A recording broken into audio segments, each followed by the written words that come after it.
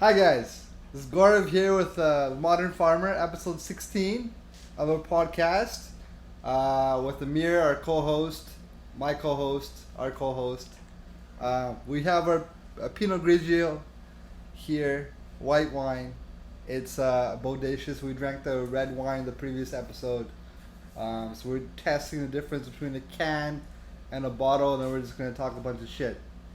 So, let's go. Yeah, welcome everybody. So I'm just your co-host, like my brother said, Amir Man, and we're gonna open up this bodacious Pinot Grigio. We're doing the can first, right? We're doing the can first. Last time we did the bottle. Yeah. First. So yes, on episode number 15, what we did is we opened up the Smooth Red by Bodacious. Is the phone ringing? It doesn't matter. It's not a big deal. So we drank a Smooth Red by Bodacious, and that one I rated it at a 5.5 out of 10. It feels like it was really easy drinking, but it didn't have that full-bodied buttery taste that I like from a red wine. And because of that, I didn't really like it too much. I guess it could be a wine that you could drink at any random party with anybody, because it's like just an easy red wine to drink. It doesn't have many characteristics. That's from my perspective. It'll go down easy. Yeah, exactly. That's it. You get drunk, drink lots. That was a Smooth Red, right? Smooth Red. Okay, we started off before Grigio. we opened that thing up, the Smooth Red, by comparing the pricing on it. So this Pinot Grigio, what's the pricing on both of these? That's same. It's like $12 to $15. This is another $20. So the Same can, price. the can itself, the package of 4 cans, which comes out to 1 liter, Yes. is close to $20. Yes. Right, and then the 750 milliliters, which is 3/4 of a liter, which is the regular wine bottle size, is $12.50, $15. Correct? Yes, Okay. yes. So there definitely is a markup on that can. That may have to do with packaging or the bottling process or the convenience or whatever they're trying to get across. That's what we kind of discussed last time. And this is coming at the same price point, exact same packaging style. However, obviously different colors. The Pinot Grigio is the white, so I'll put it to the camera as you can see it. Where that Smooth Red was red. Yes. The can is all about convenience. Yes, 100%. That's all it is. All right, let's crack this thing open. Convenience. There we go. And should we go for a smell test? Because we did that before. First thing I want to say is that the can feels colder than the bottle. But it was in the exact same It was in the area. exact same place. Okay, that's true. On the packaging it says it chills quick. Shit, So- I just poured some on my face. I don't like red wine. I'm going to get that across to everybody right now. You don't like white wine or red Oh, wine? sorry, white wine. It does smell like honey.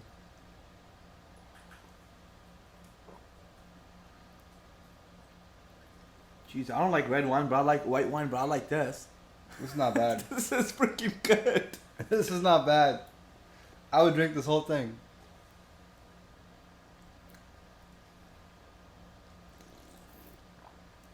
I'm much more impressed than the red and the can. I'm much more impressed. Holy.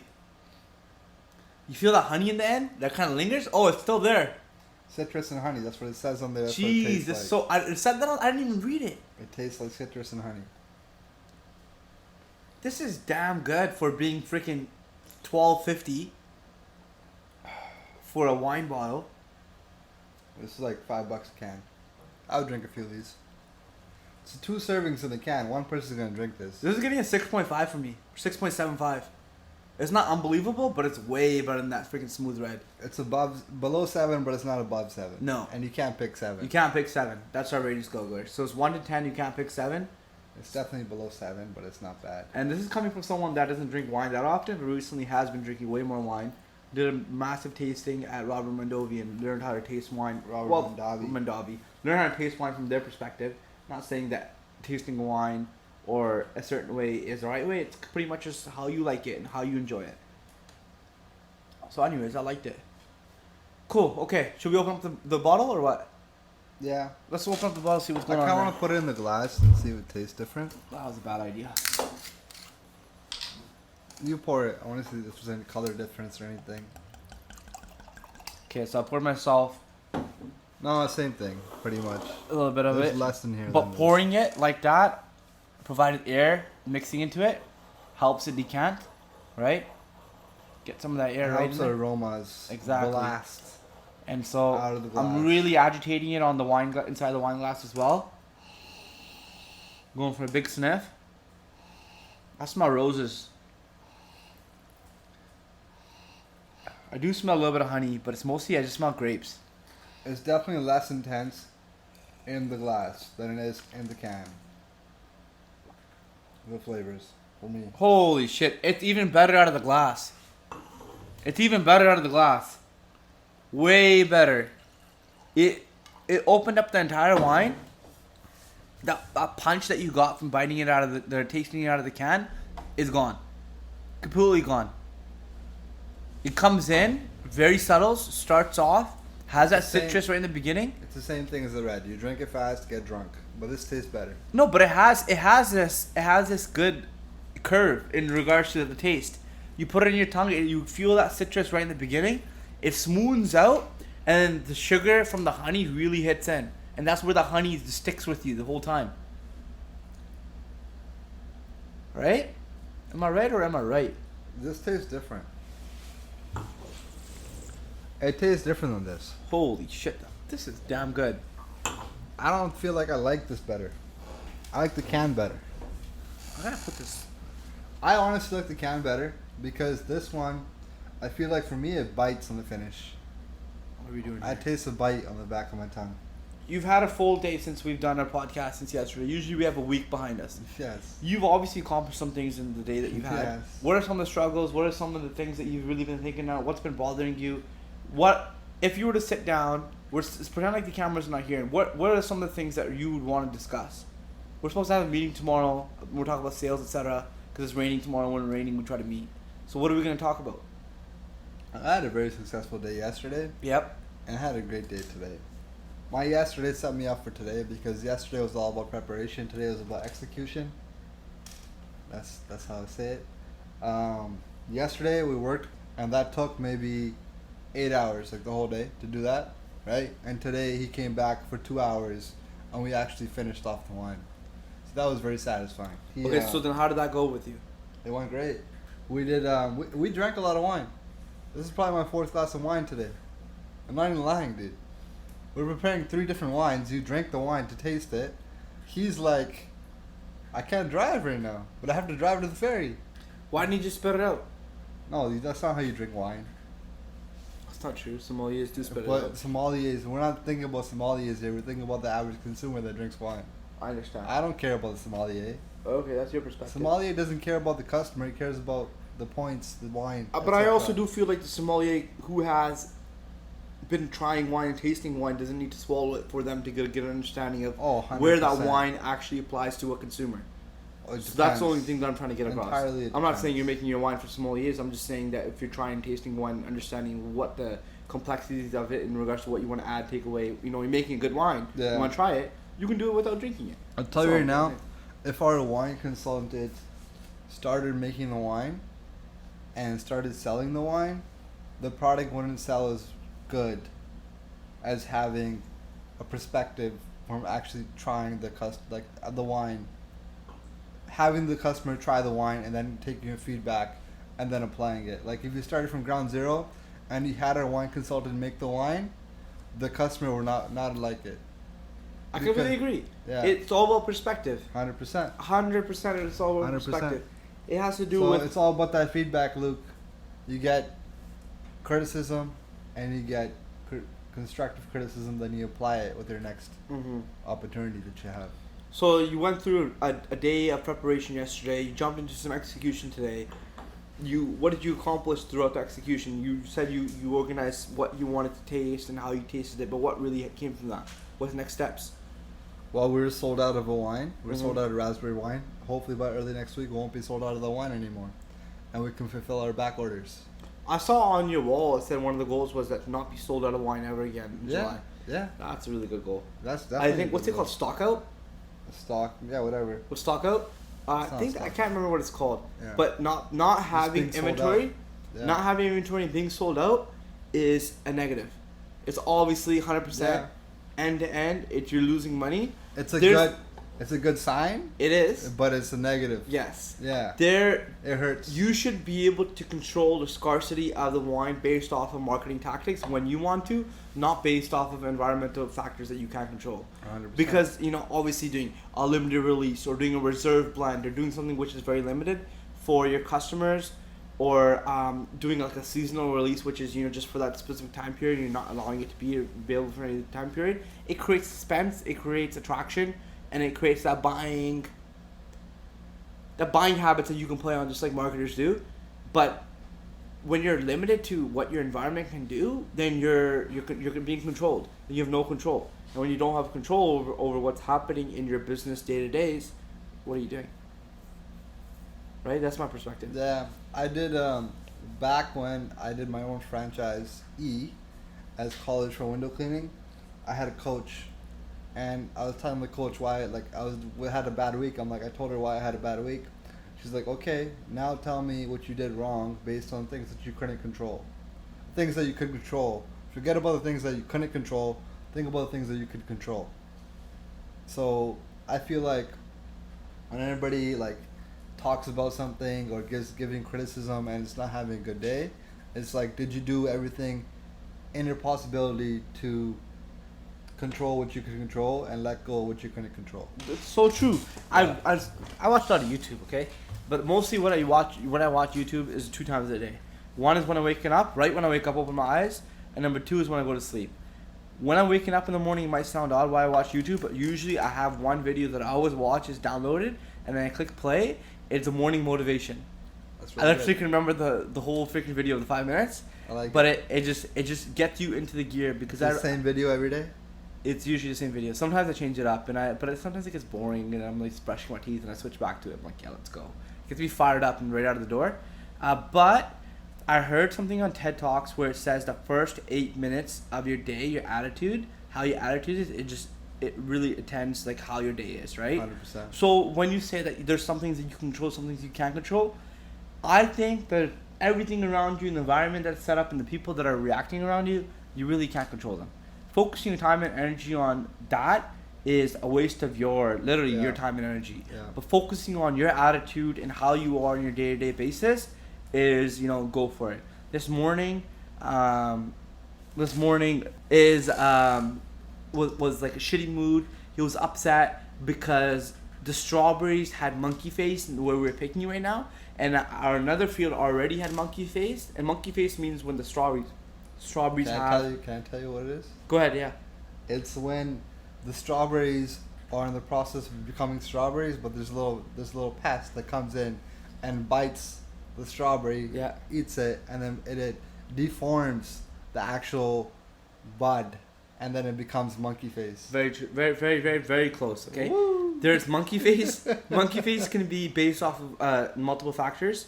One of the main 2 factors that I'm aware of is that it's a thrips damage or it's a lygus bug damage.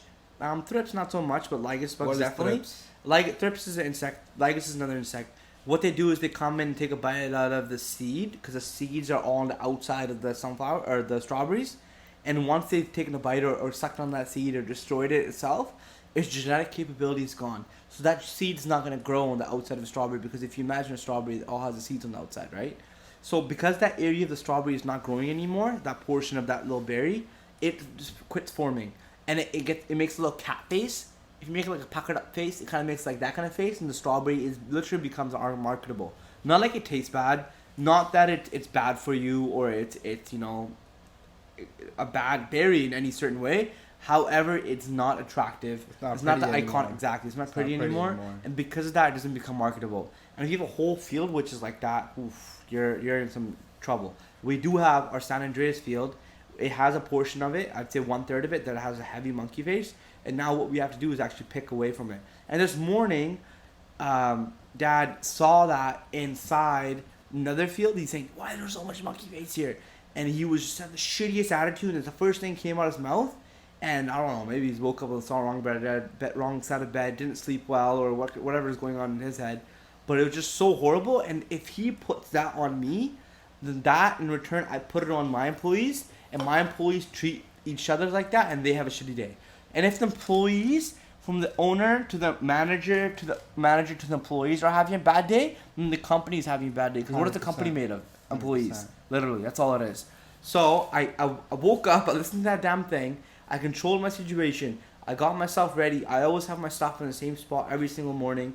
I always have my truck set up. I always clean my truck right in the morning. I get in my truck, I start driving, I went into that situation. It was just right in my face, the way that person was acting. And I was like, man, this is really silly. So I had to excuse myself from the situation. He needed something done. I even bought him a coffee. And I never gave him coffee. And I made a point of giving him coffee 2 hours afterwards, cold. So I controlled the way that I reacted to his situation. And that's literally all you can do, especially in a family dynamic. There's so much going on that you have to be witness of at home that plays into the day-to-day strategy that you're doing in the business. And we have it up to way too high for that. So it is that it's like a tsunami. That's right. It's every single day. Go, go, go. But anyways, that's I really do like that. How you're saying you can't really control anybody else. All you can do is control your own reactions. Yeah, it really makes a big difference, especially in the family dynamic. If you forget about the things you can't control, life gets easier. Okay, let's get into the nitty gritty. So, one thing I wanted to mention on that last podcast, didn't get to mention on this podcast, is our strawberry dessert wine. Yeah. Was sent to the Wine Align National Wine Awards of Canada. Yeah. And we won gold. That's an so we beat all the other fruit wineries in the country. That's freaking awesome. And we beat all our competitors. We literally entered 2 competitions this year, and we won both of them. That's unreal. That's some good shit. That's fire. That's some good shit. Y'all should go out and buy some strawberry wine right now because you best believe it's going to run out. Yeah. It's hot girl summer. They're all drinking that freaking strawberry 100%. Wine. 100%.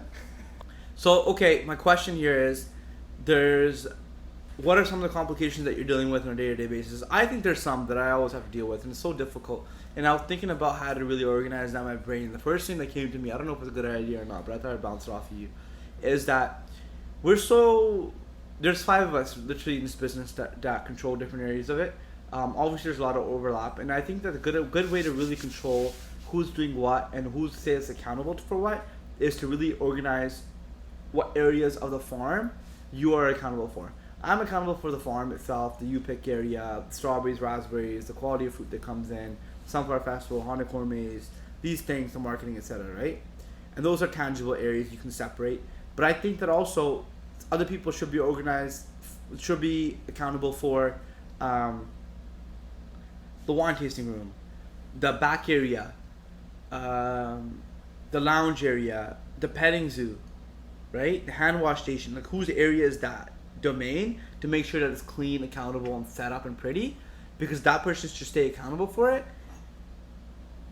Otherwise, what happens is there's so many areas, and all we're doing is just literally working on whatever needs help.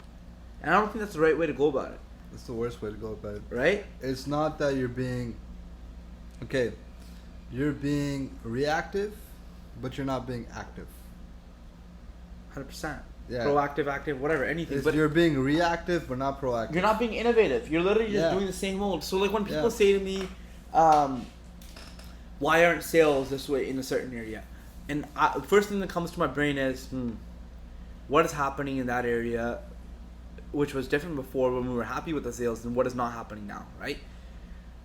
And I know for the store, or I know for the produce, and I know for just start with produce itself. Yeah, I know some things too, just by the numbers. Right? Yeah. So numbers are one thing, and to put it out there, I'm not happy with the produce sales numbers. I feel like they should be growing, not being stagnant. Yeah. And when 2 years ago, I think it was 2 years ago, 2 years ago. 2017, that's right. When I really, really cared about produce on a day-to-day basis, and I was involved with dealing how to train the people in the front, and I had more time, I would make sure that every single light bulb is on for the lighting, that the display is set up very straight, symmetrical, that the staff is only picking good fruit out and putting in the front, that all the bad fruit is going to the back, that, you know, all the small little details are amended to, that's a clean, tended area, that it gets pressure washed once a week, that whole area because of blueberry falls and people step on it. It's not a big deal.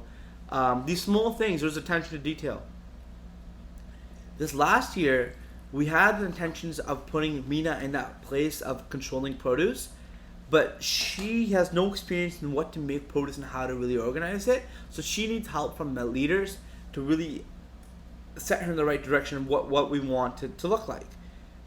And because I haven't had time to dedicate towards it, and I've been focusing all my time and effort onto the farming and to making sure that that's happening ideally, and she's been doing a great job on farmers markets, which has excelled, okay? That produce side of things has been, left at the wayside and gone downhill. And now everyone's like, whoa, what the hell happened with July's numbers? What the hell happened with June numbers inside that area? Where it's like, holy shit, now you guys are getting upset, now it's time to meet? Like, couldn't you see on a daily basis that fruit was looking a certain way, or that the lighting was off, or that the display wasn't accurately set up, or the people who were working in that area didn't have the right training? Okay? So these things, in hindsight, these things on a day-to-day basis need to be taken care of by someone who actually has accountability in that specific area. That one, you can hold accountable, that one can also innovate in that area, because if you're not innovating, exactly being active, what are you doing? You're just being reactive, right? So I haven't seen any innovation. I haven't seen anything happening in the produce side of things. The only thing I've seen is that me putting the tables out there when strawberries first came, because I need to put strawberries somewhere, and then sitting like that, and lighting up, and then sitting like that. No one's really gave a shit about it. Yeah. And I've thought about this. There's smaller display of strawberries than there was like other fruit. It's ridiculous. That'd take me off. Holy moly. It really bothers me. So these things, like, I understand we're going to have this meeting, and these things are going to come up. People are going to get heated, and they're going to be like, wow, nah, nah, nah, nah, nah. But first off, I don't think people should get heated, right? I think it should be based off logical numbers. Number two, if people are going to stay accountable for that area, then they should stay accountable for it. If they say they're going to take over it, they should do it. And we should make a plan to fix it. Everything is in the past, but let's make a plan to make it right. Yeah. But there needs to be a strategy in place that everyone stays with. My entire goal in regards to business and for branding and for dealing with customers is long game. If Sally sits down across the table and she had a shitty strawberry experience, it's in my best interest to make sure that her strawberry experience gets mended like that. Doesn't matter if it's our fault or her fault. It's my best interest to make sure that she leaves with a smile on her face, because it's not about that one experience that Sally has here. It's about the equity that Sally brings to the table. It's about Sally's word of mouth that she spreads throughout Abbotsford, throughout the community, and that's literally what really matters especially for a local business that is not based off a global sales strategy.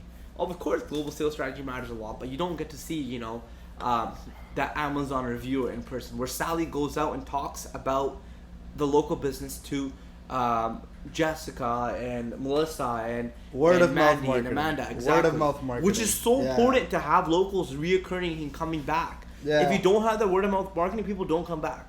And the only way to make sure your word of mouth marketing is coming back is controlling quality, it's controlling the long-term game. Yeah. There's no other way. If you're penny smart, dollar dumb, you're going to lose. And I feel like that's what happens in some of the areas of the farm, and that's what really bothers me. And then when it comes down to that period of time passing and people looking back at what sales has been like, and people looking at how it's been managed, they're like, I'm so confused. What's happening? Let's blame this. Let's blame that. How about we blame the day-to-day lack of grind? Damn, that was a rant. That's rant. It's a good rant. You like that? That's a solid rant. That should be a ringtone in the morning. You rant, dude. Seriously. Oh man, you talk a lot. Don't get me started. I think about this stuff all day, every day. It doesn't go away. Yeah. I don't know what to do with it. Yeah. Yeah. Then I gotta tell somebody. Yeah. He's a slugger. Okay. Word of mouth marketing, I feel like it's the most important marketing, because like you can do anything you want on Instagram, you can do anything on Facebook. Like, you see all these businesses that are going right now. They're downtown, they're here, they're there, and they have this huge following on Instagram, on Facebook, but are they really making sales? Why are they going out of business? Like, there's some businesses that have been in and out, and like downtown here, downtown there, and they're in and out because, they have this giant following. People see them, and they get excited, they do the one-time sale, but they don't go back. That's where word of mouth marketing is huge, because like I feel like the winery is built on word of mouth marketing. There's no marketing going on for the winery. Like, we just started an Instagram page. Like, It's all built on like wine tastings at the farm, at farmers markets, at liquor stores. It's all word of mouth. And like having that as like a 6-figure business is going to be a 7-figure business soon. Just on word of mouth marketing, I feel that's huge. But how do you feel think... like sitting on a huge opportunity, like adding the Instagram, the Facebook, whatever, YouTube, the podcast, like adding that's just going to multiply by 10. And my thoughts on word of mouth marketing is that there's only some ways that you can really influence word of mouth marketing.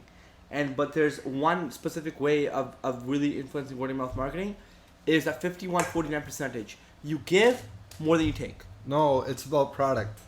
But I feel like number one, I think we're talking about the same thing. We're talking Yeah. about the same thing. Yeah. You're giving more than you're taking. Yeah, 100%. That's it. That $20 bottle of wine makes you profit, right? Say it costs you $10, you're making $10 in the end of it, right? Yeah. Makes you profit. But the customer should feel like they're drinking a $45 bottle of wine. Sure. That's giving more than you're taking. Sure. That's it. Yeah. People, when they come here and buy the season's pass, they should feel like they're getting way more with that season's pass than we are charging. I agree 100%. That's it. Yeah. That's 100% it. When you're thinking about, man, I have strawberries, nobody else has strawberries, I want to charge double the market value of anybody's perception of what they're willing to spend. They come in and purchase that strawberries because we're the only ones that have it. They'll buy it. But that consumer, what's it called? The customer purchasing cycle, it starts with need. The product life cycle. Yeah. It starts with a need. Then they find if they see something that they weigh out their options. They come in, they purchase what they want. They purchase it. Then sometimes they'll have consumer regret. That is what the problem is. Consumer regret. You fall into that rut, and you don't realize that you're in that rut. Oof. Your business is a slow bleed. You know that you have something which everybody else wants, but they come and buy it and they'll never come back because they regretted purchasing it from the first place. It's all based on numbers, man. If you don't know your numbers, like, you're lost. I'm just saying the consumer regret and No, 100%. and it's like the opposite of what you want from word of mouth. And the ideal way to really push word of mouth is through providing way more than you take. Oh, 100%. I think we should put 51-49 on the freaking wall today. Yeah? Yeah, when they wake You up like and that? come see it. Serious. Feel that way? Should I pick up Sharpie, put it on there right now? Do it. Dead ass will. Yeah. I got sayings on my wall, too. I'll put it right on this wall. You'll never be able to take it off. Do it. I'm gonna do it. Do it. I want to put it on. Holy shit, hype. Here's Sharpie. You This ready? guy's about to do it. 51-49, right? Wine blue, though. What's wrong with Is it? blue the right color? Good enough for me. Holy shit, this guy's doing You ready? Let's do it. Oh shit.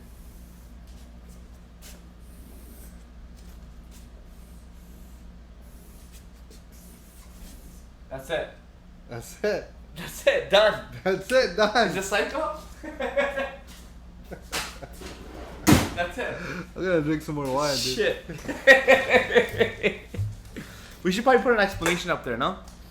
Or just let people think about it. Let people think about They it. don't know that we did this. No. We're gonna say It was the wine's fault. I'm blaming on someone else. It's the wine's fault. I'm blaming on Raghav.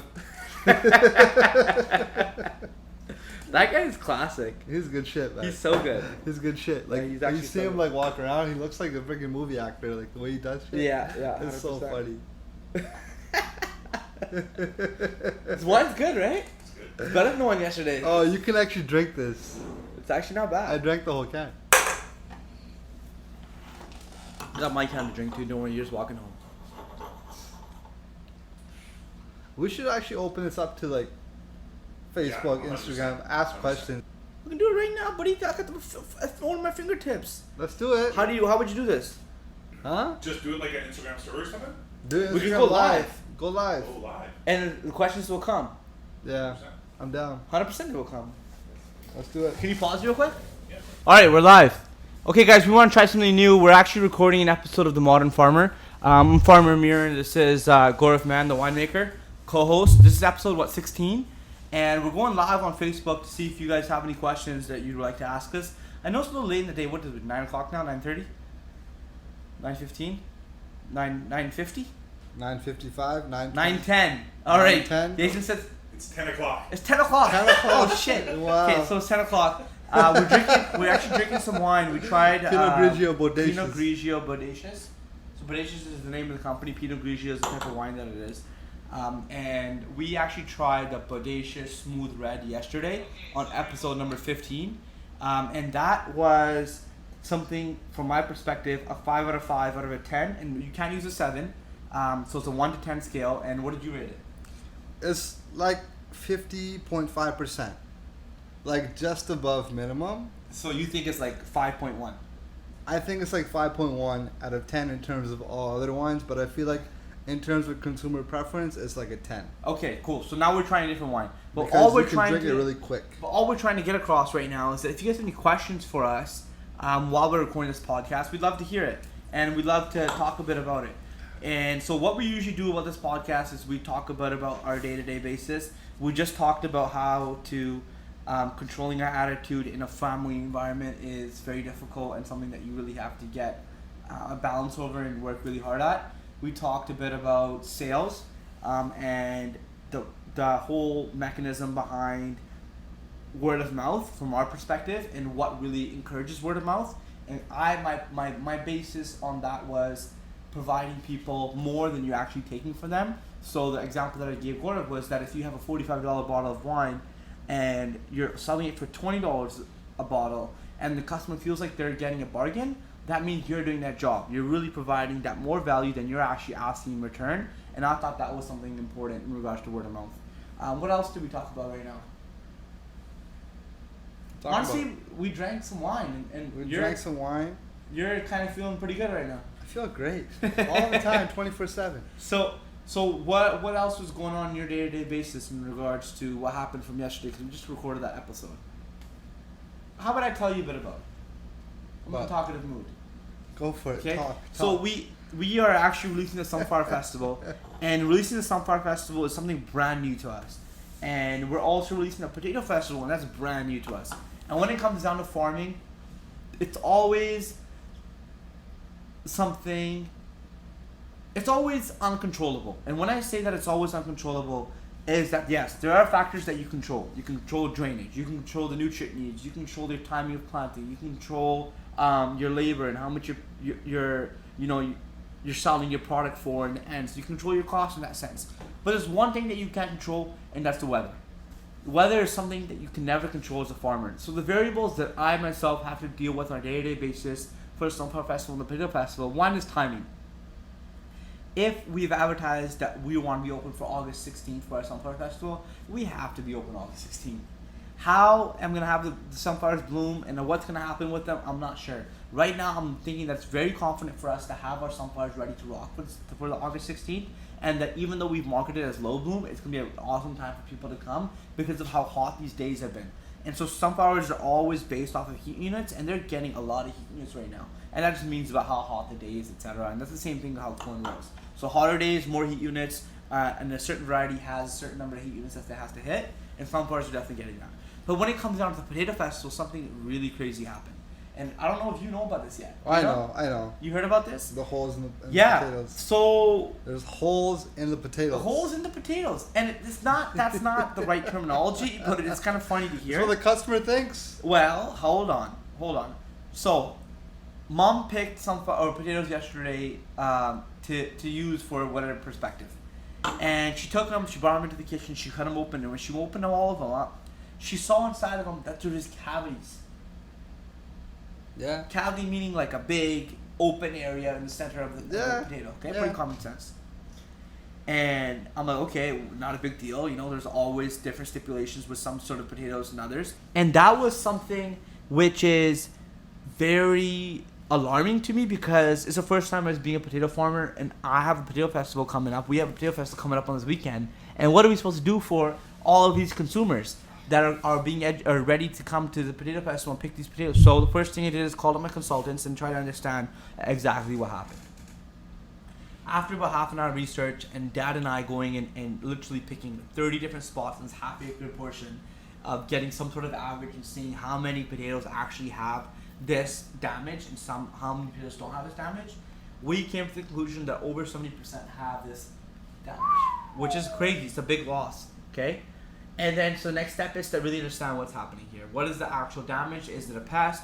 Is it something that I caused through planting practices? Is it something that we brought with the seed and it came with? Hello, Sandeep Singh. We're going to Vegas. Yes, we are. We're on the 9th. Good night, Pooji. Good night, Jody. See you. Talk to you later. But these potatoes, after speaking to the consultants and understanding, it had a hollow heart. And a hollow heart might sound funny, but if you Google it, it's an actual term. What it means is that the potatoes had too much water throughout their growing stage and not enough water at other growing stages. So when they didn't have the water, they didn't have the right environment for them to grow steadily. But when we put that water on them, or when it rained, or not sure what happened here, but when all that water got into the potatoes, they went through a growth spurt. And sometimes we as humans can grow and mature and look much older than we actually are, and the inside hasn't developed. The same thing happens with these potatoes. Damn, they went through these growth spurts, and internally they didn't grow, and the outside and the exterior looked beautiful and mature and ready to eat, but internally it just wasn't ready. It was immature for the inside. And that's essentially what happened. There's potatoes out there in the field which have no damage in regards to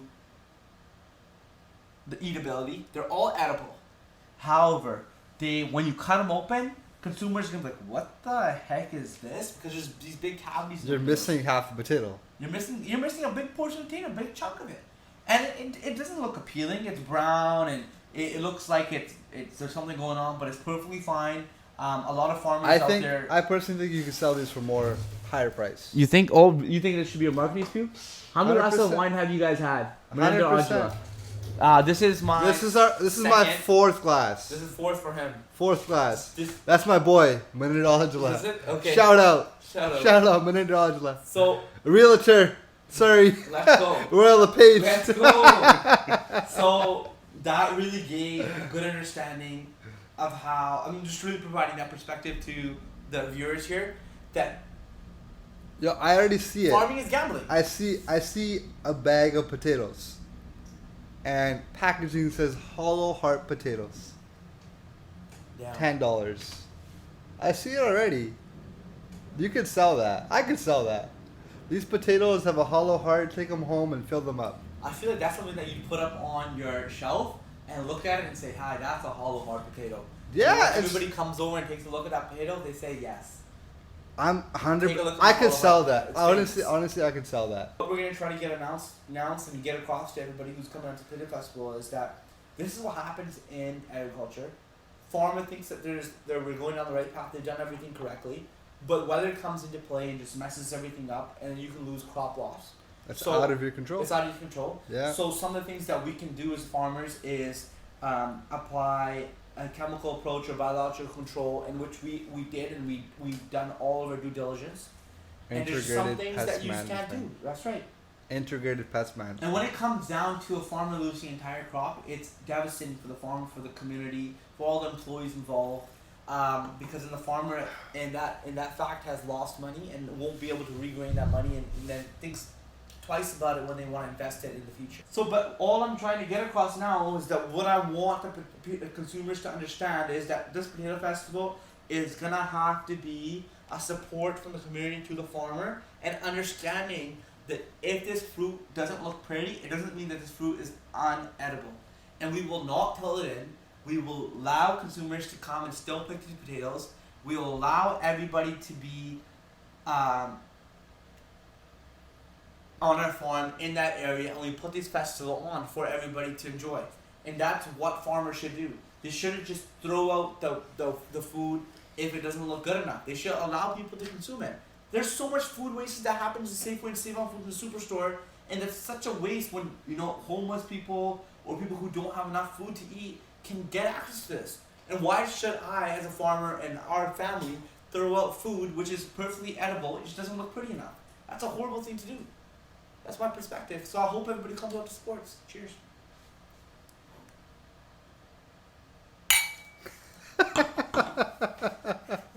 What do you have to say now? I'm just saying I can sell these potatoes. I'm ready to sell these potatoes. I Ken feel Humphrey thinks we're hilarious. Yes, we very are. confident. If we can't sell these potatoes, put them in storage. I'll distill them, make us some potato You vodka. can't put them in storage. They'll rot from the inside out. Potatoes last Actually, a long maybe they time. won't. Potatoes last Maybe they for a long won't. time. I don't think they will They rot from the last inside a out. year. So, okay, so we got a question. What is your trick to running such a great farm? P.S. Your ma is awesome. Elizabeth Foreman. Thank you for the awesome question. I can answer that. Go for it. Dedication and determination. That's really broad. That's it. That's all it takes is hard work, passion, and the will to do the best you can every single day, all the time. That's all it is. That's how you run a good farm.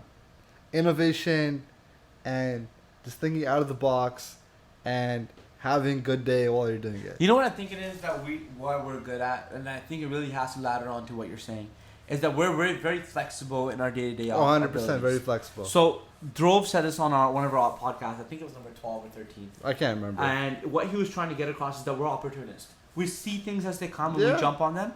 And that also is our downfall as well, because we're always so like, oh, we want to do that too, or we want to do that too. And all of a sudden, we've had a new festival, which is a potato festival, and we have a sunflower festival. We're getting ready for haunted season coming up. But that also allows us to be flexible in the way that we work. Because this morning, when we cut up into those potatoes, that story that I just told, we were devastated. But now we're looking at a completely different perspective. It's only been hours since we passed.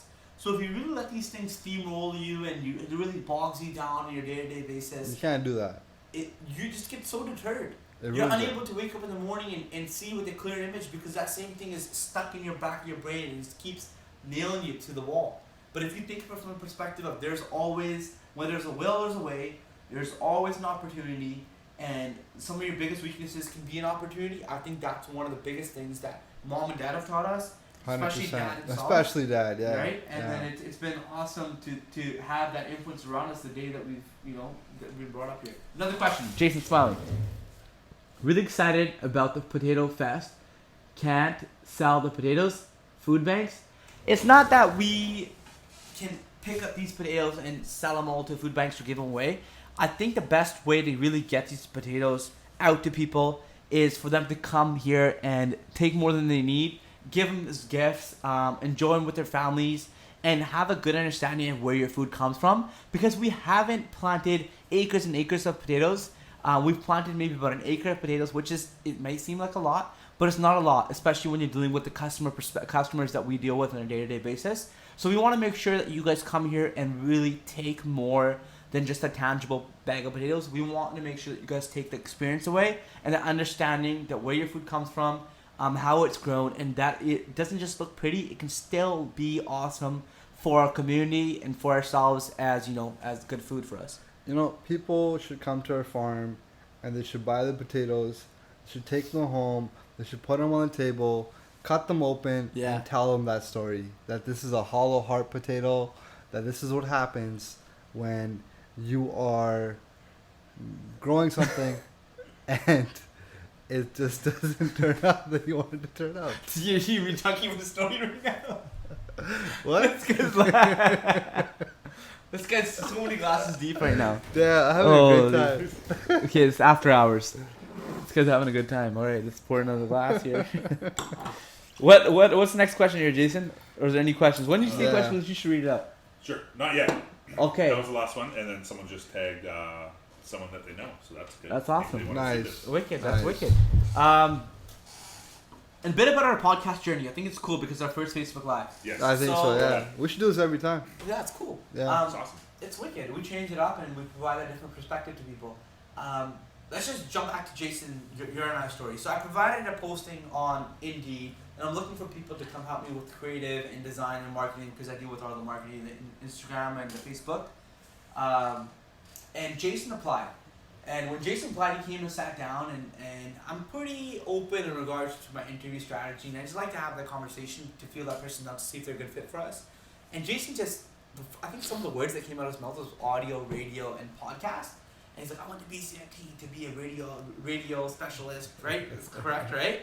And then we really started talking about that. And that interview was only supposed to be for about 5 minutes, lasted for a good 20 minutes. Jason and I went on to a different tangent in regards to what the job was about. We hired him on the spot to come in and do that podcasting for us. We figured out some sort of compensation strategy which worked in my favor and his favor. And now this is our 16th episode. And that all came into play about hiring someone which is more intelligent than you in a specific area. And I by far have no clue in regards to how to set this podcast up. There's 2 cameras, the phone operating, he's got this mic here, and this computer is all hooked up. And I'm sure I can Google it and figure it out, but being a good manager and being someone who thinks of themselves as a leader has to hire people who are smarter than themselves to help them elevate the business. That's a big comment right there. What is right? that? That's a big comment. All right. You going to read it? Sure. All right, go for it. Karen Humphrey again. She said, "The reason I am so excited is years ago there was a tour of the Farm Fest on Vancouver Island, and my family loved picking the veggies. My son never forgot it, which That's is good. awesome. Wow. It is why we support you guys so much. So that was very so nice. That's beautiful. so nice. Thank you so That's much, so Karen nice. Humphrey. I read your comments all the time, and I see you liking the Yeah, pictures and the posts. I know I that. recognize your name. And I do that because I'm the one that posts on Instagram every single day. So when I see these things and I acknowledge these people, I really get a sense of connection kind of there. Not really, but I do see people reacting to, engaging to with their content. And I see who that is, and I really do appreciate that. Thank you so much. Very kind comment. Do you want to touch on that real quick? No, I love the support. So beautiful, right? It's simple. Yeah. It really brought to my perspective of Underwoods. You Pick is such a cool thing because people really get to connect with where their food comes Connect from. with the farm. It should be a fun experience. Like they don't have to Right? go there and pick a bunch of berries. They should go there, smile, have fun, educate people who don't usually come on the farm, get the dirt under the nails on their boots, and they should come away with the experience. Right? That's what UPIC's about. UPIC's not usually about. Sometimes it's about bringing home the fruit, but it's also about that experience. You go there, you have fun. Mhm. At the end of the day, that's UPIC. You know. You know, coming into this day and age of where everything is being reinvented, there's 3D printing, which you can print literally anything. You can print a can to a car to anything that you want. There's Amazon, you can order everything in matters of seconds. There's such a big influx in regards to tangible items. One of the things that you can't reproduce is experiences. 100%. That's why you can put a value on an experience based on the consumer, how much they like it. Definitely. Right? There's when you jump out of an airplane, that hair Oh, I flying love that through shit. your head, I and love you it. having that fear of really getting out of there. Of course, VR can provide you some sort of sense. You see those videos of people freaking out, but you really don't get that sense of excitement of build up where you're like, I'm gonna go do this tomorrow. You can't sleep the night before. You get on the airplane, and you go do it, and you're strapped everybody into this airplane, which is all made of aluminum, and you jump out, and all of a sudden you've literally, it's a life and death situation, but this only thing that's holding you up is this one parachute. I've been skydiving twice. Mm-hmm. The scariest part is flying up in the plane. Really? That's the scariest part. You're taking off. You're taking off in this plane. You're gonna be 10,000 feet in the air, and then they open the door. And the first time I went skydiving, the guy's like feeling the air. He's like, "This is like swimming. It's like swimming in the ocean." That's what it's just like. You're like, I don't know how to swim, I'm about to drown real quick. So Damn. that's awesome. But Yeah. I do think that when people come to the farm, just like you're saying, and they Yeah. do these different things, we have to, as providers, think about the time that they're here and what they'll leave with besides just that tangible item. Of course, we're trying to sell strawberries, but we'd much rather provide people that brand awareness and that experience, that feeling that they come by coming to Man Farms, opposed to going down the street and purchasing strawberries somewhere else. Because at the end of the day, that's just a commodity. Agreed. That's just another berry. Agreed. When they come to our haunted corn maze, there's a reason why it's the scariest haunted corn maze in Canada. It's because it's badass. Agreed. It's freaking sick. You get chased. Yeah. It's unreal. Yeah, it's good shit. So that's it has to be. So we really appreciate. Thank you, Karen Humphrey, again. Once again, that's awesome. Wicked. Touching on tomorrow, Friday is obviously an important day for the farm, Yeah. but it's gonna rain tomorrow. So rain is one of those times of the week or that day that a farmer actually gets to rest, and I'm really excited for tomorrow. I don't know about you, but what we're gonna be doing tomorrow is literally getting ourselves geared up in regards to our ticket tailor. So that meaning where the tickets gonna be sold. So we're gonna have to sell sunflower tickets Saturday morning. So I have to get lined up for that. I have to do more of my Facebook ads. I have to do my Instagram ads. I have to make sure that our website is tuned up and ready to rock. And it's more of the detailed stuff that you have to do indoors, sitting on this chair, that you don't actually get to do outside, and you don't get to work on this beautiful tent that I have. So I think that it's gonna be an awesome day. It's a blessing in disguise because you do have to, take a little bit of a break throughout the day because it's raining. Opposed to, today, woke up at 5 o'clock, we've been picking strawberries all day. Pre-order is something that's just been rocking. We've been providing people the opportunity to where they can order their strawberries online before they show up, and we'll pick them for the day before or the day of. Sorry, we'll pick them the day of that they're ordered their strawberries for. So if you order them for the August 13th, which is available right now, for 10 a.m., we'll pick them for you 5 a.m. in the morning. That is awesome. You don't get strawberries like that anywhere else. Okay, guys.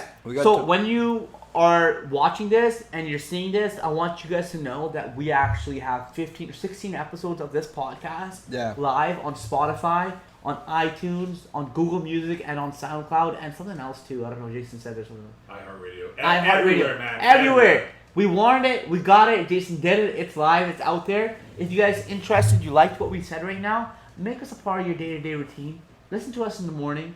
Do it. It's not a big deal. Okay, just as Leanne Dahl McKay said, do you like wine out of a can better, or do you like wine out of a bottle? That's the question. Give us feedback. Let us know. If you saw this on Facebook Live or Spotify or wherever you saw it, or on iTunes, let us know in the comment section. If you can comment, I'm pretty sure you can on SoundCloud, etc. Yeah, you can. But please let us know, because we will read it. We'll check before the next episode. We love it. All right, talk to you guys later. Let's sign out of the podcast too. Hey, we're done? Yeah. Time for us to go home. Yeah. Hey, guys, have a great day. It's supposed to rain tomorrow. We're going to enjoy that. Talk to you later, guys. Bye. Modern Farmer.